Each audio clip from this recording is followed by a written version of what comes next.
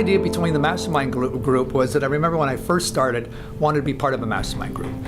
And then established my own, made some phone calls to Dan, and then from Dan to Barry and so on. And what we wanted to do was stretch really like-minded individuals who run great businesses in our industry. We have, 13 members here, 14 members, all tops in their marketplace. And I think we already calculated we're 250 years of experience.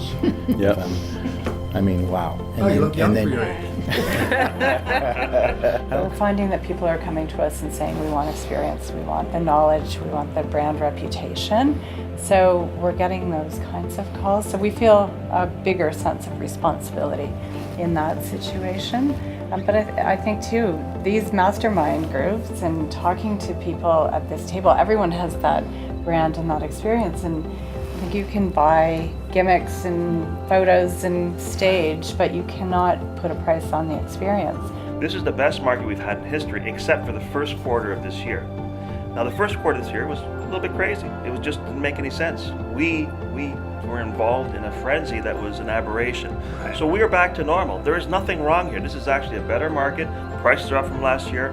I think it's great for buyers and sellers, and I think it can make a great decision to make a move. See, the biggest challenge we're having right now with sellers are the ones who got caught in the shift.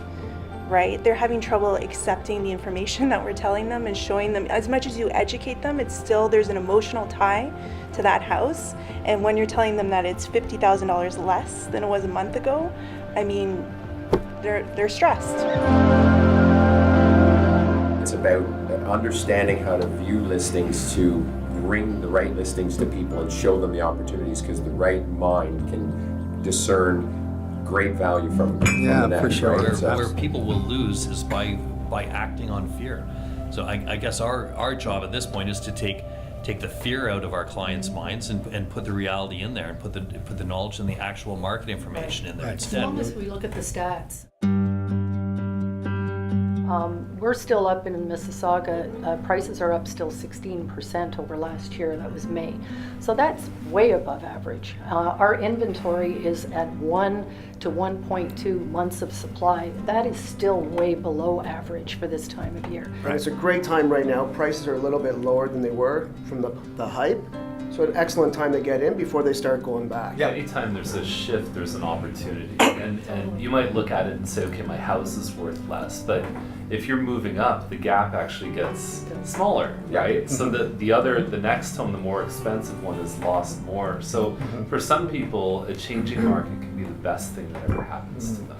So when your properties are perhaps sitting and you've got that older home perhaps that doesn't show the best, but it's in the great location, how do you get more people there? Sure, it's internet, it's marketing, but then going back and making the phone calls to the agents you've worked with, the agents you know who are perhaps selling those properties, and running around with those buyers.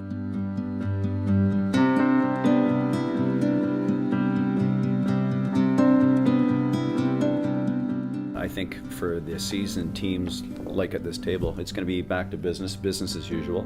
I think now clients, both buyers and sellers, are going to rely on us a lot for our education pickets and our expertise, because we're in the trenches. We see what's going on first. We're dealing on the micro level. I mean, if there's going to be a blip one way or the other, we typically see it first. And so I think we really have to be on our A game.